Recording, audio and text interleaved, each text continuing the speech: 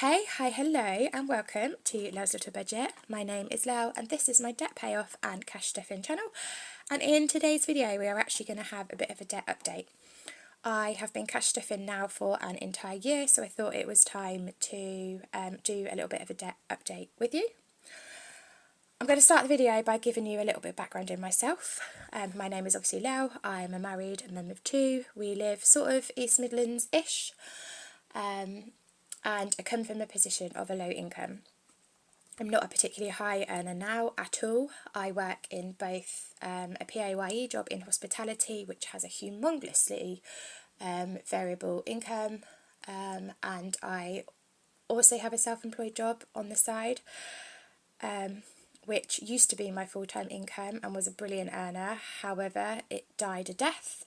I'm trying to rebuild it, but at the moment it is sort of earning me pennies, essentially.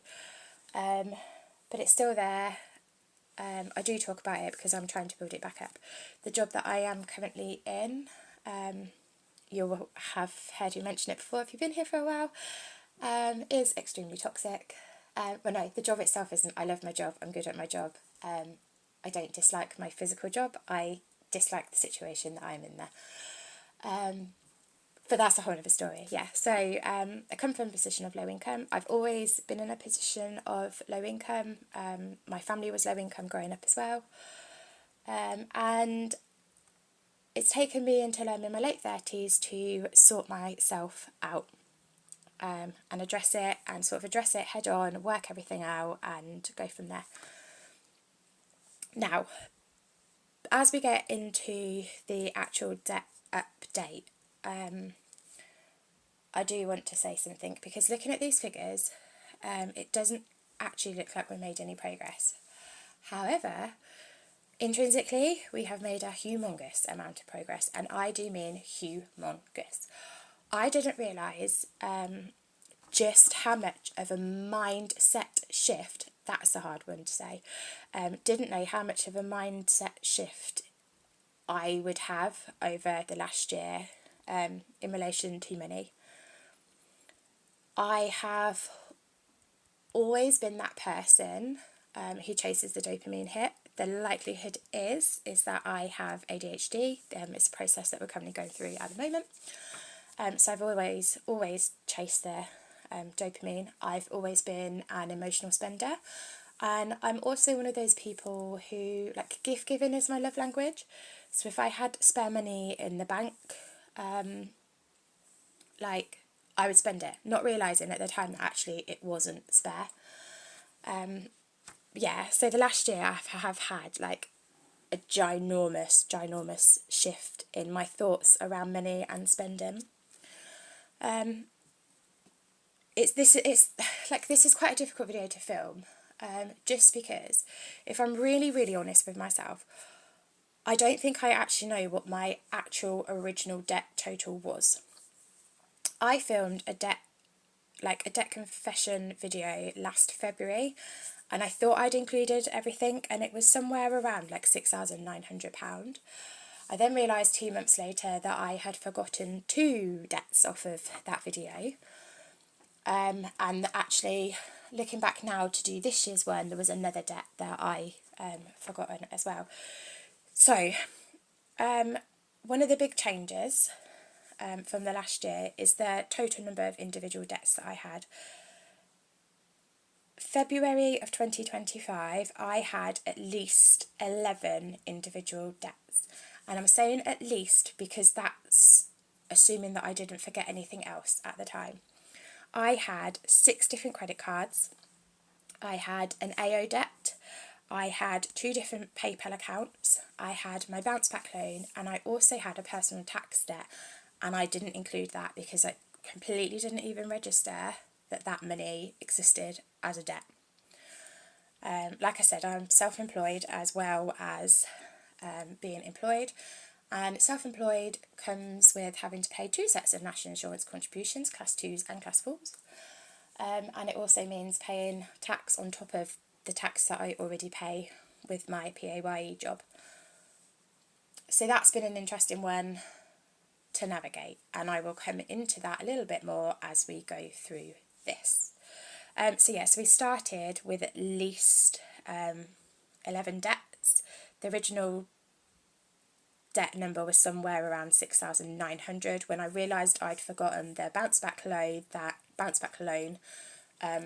That loan on its own was £1,800 and a penny. So that took us up to 6, 9, 7, 8, 9 at least, plus then the tax debt that I had, which wasn't even accounted for. So all in all, I probably had around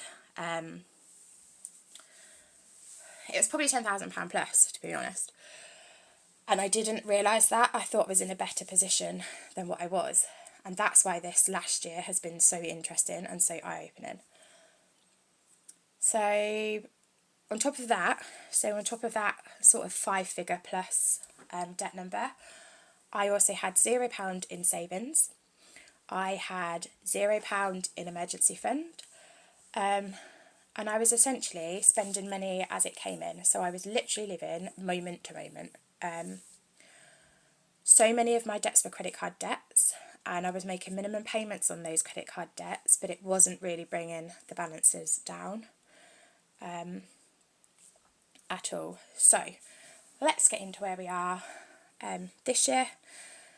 I'm going to start that by saying that I've split my debt out this year into personal debt and into business debt, just to categorise it for myself. This is just the way that I'm doing it. It may work differently for different people. So, bearing in mind that we started with 12 debts, like 12 individual debts last year, this year we have reduced that personal debt-wise to, I've got a cheat sheet on the side, so 1, 2, 3, 4, 5, 6. So we have 6 personal debts this year. However, that's also a little bit of a lie. We have 5. So when I did these numbers just before I went on holiday, which was second week of February. I have since paid off one of these debts in full because it was only a small amount. But I'd already done these numbers, so I'm sharing these numbers with you because it's an accurate reflection of where I was when I did the numbers. Of those debts, so 2 of those are credit card, but actually only 1 of those is credit card. 2 are loans and 2 are PayPal. And I'm going to get into that now, and I'm going to run through them with you on my sheet. So debt 1 was our Asda credit card. And when we did these numbers, we had £43.54 on it. However, I have now paid that off. So we are going to highlight that off now. So this debt is complete, but I'd already done the numbers, so I thought it only fair to include these. Debt 2 is our Barclays card. Now, this is going to be being moved over on a balance transfer because this was on a 0% interest. However, the interest period is about to hit. So I'm about to move it to a separate 0% interest card, and the card that I'm moving it to has 16 months of 0% interest. So there's £818.89 on this card. £400 of this is flights, and I am not including this in my debt.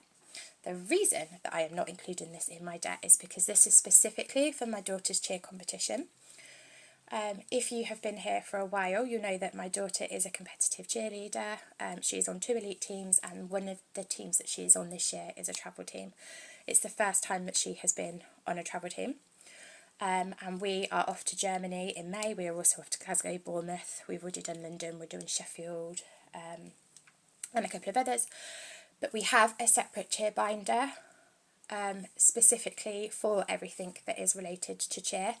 The flights at the moment are the only debt that we have towards the cheer. Everything else is being paid as it comes in. There is a pot of money in cheer, and I want this paid off before the season ends. The reason that they were on the credit card again is it was a 0% interest credit card, and it just gave me that additional protection of booking the flights. So I'm not including that, like that £400 in the entire total. Have your own opinion on that if you will. That's absolutely fine. That is what I'm doing, what is working for me. I will say this credit card, some of this, like £418 that is on this credit card, was emotional spending. Round about May time last year, that is the only bit of emotional spending that I have done in this entire 12 months, and I am incredibly proud of myself for that. I am a big emotional spender. Gift giving is my love language. So that has been a huge turnaround for me. Debt number 3. So when we got to July last year and I realised just how much I was paying out in interest every month and how much my credit card balances were not coming down, I swapped everything over to 2 loans. My first loan, so the original total loan amount including interest, is for £4,208.44p. I have £3,148.69 of that loan left, which means that I've paid £1,059.75p since July of 2025. So that has come down massively already.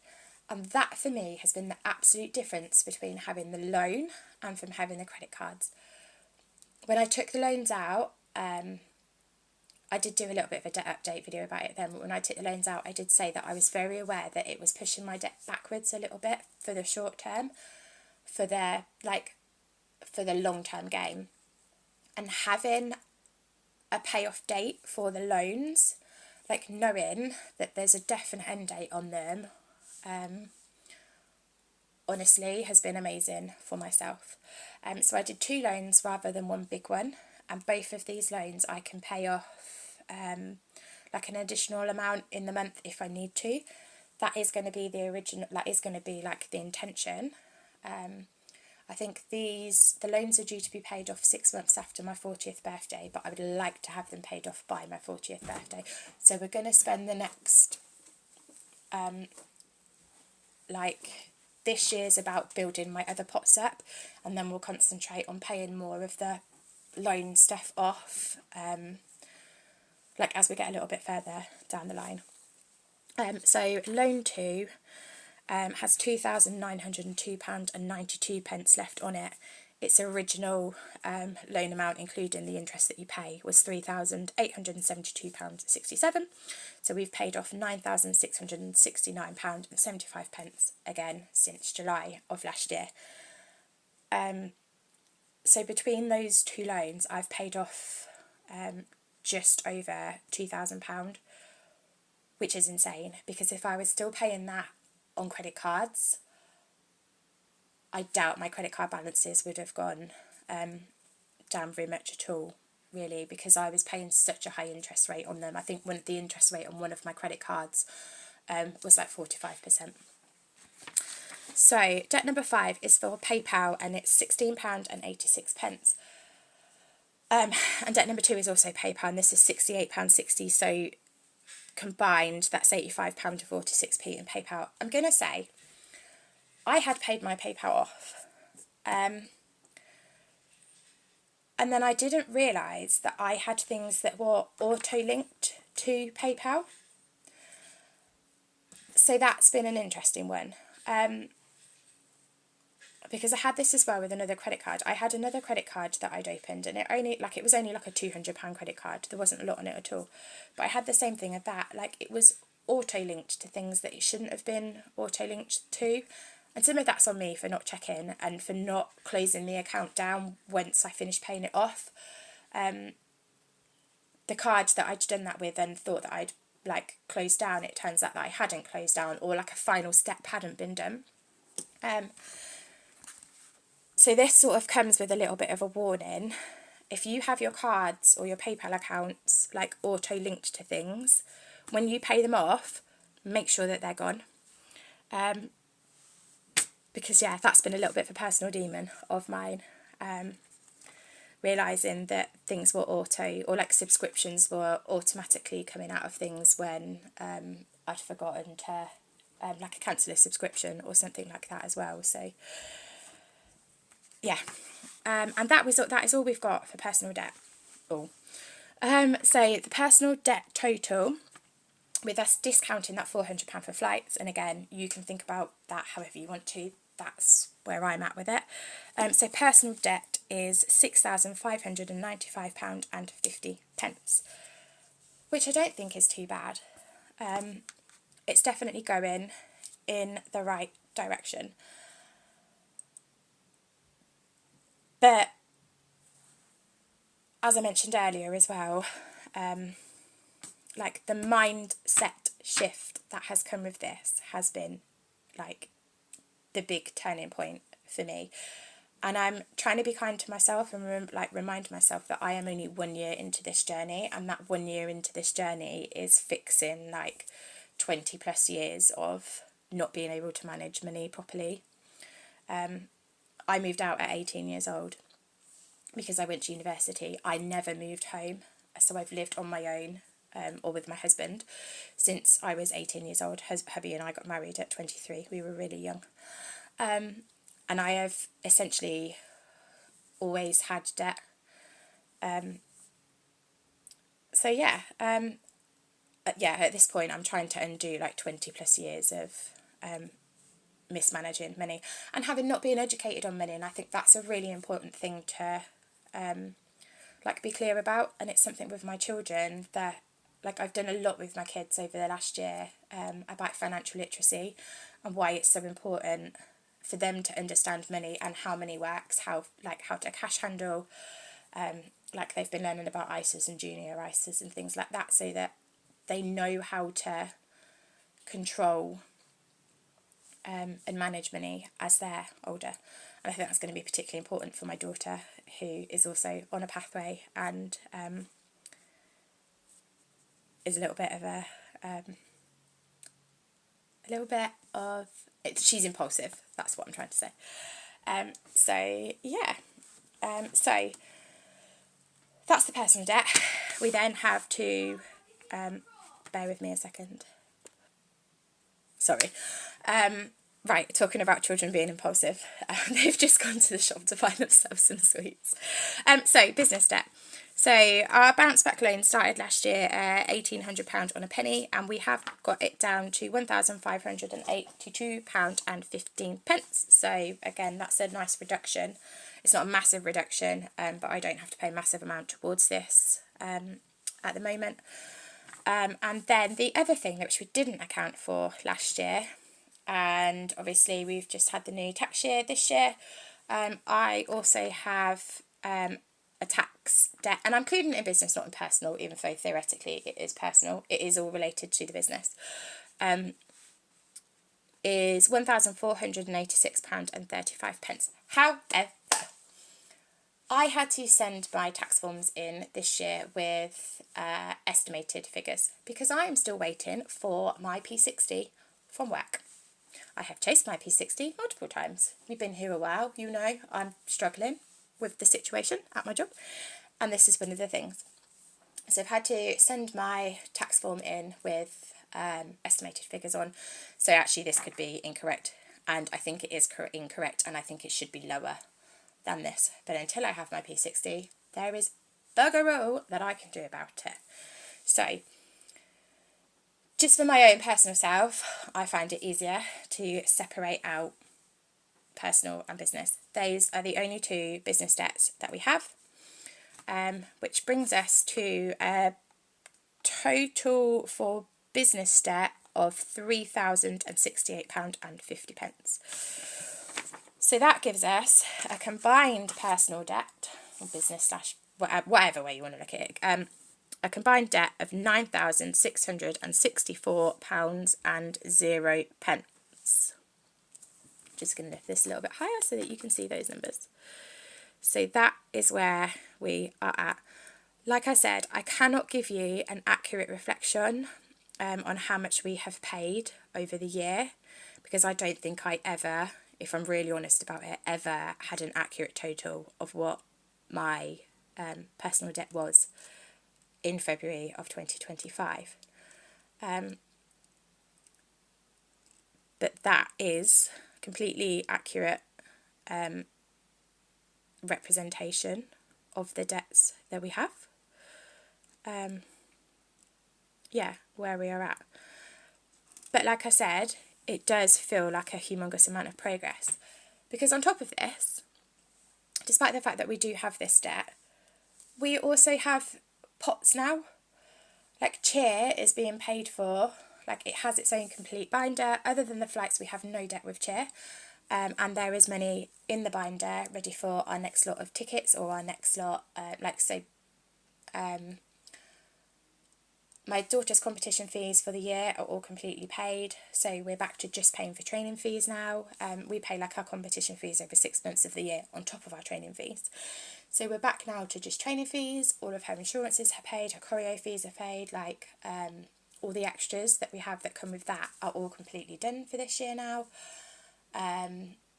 We've got tickets to go and watch her perform, some are already paid for, everything else we're waiting for ticket fees to come out, but the money is in the binder ready for that. And we've also got money, like a separate pot of money towards the hotel for Germany as well.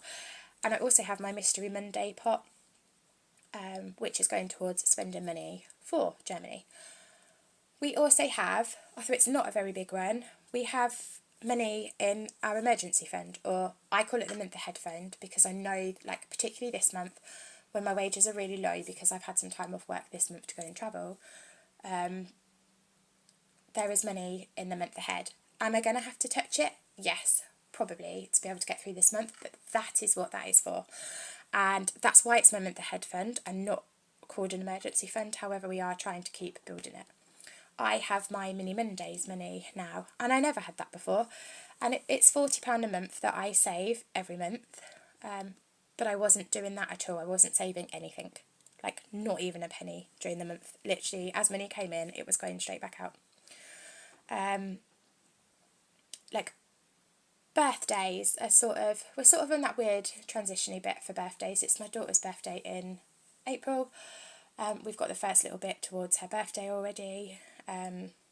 So we are being able to put money for birthdays away ahead of their actual birthdays, rather than going, oh my god, it's her birthday in 4 days' time, what money have we got left?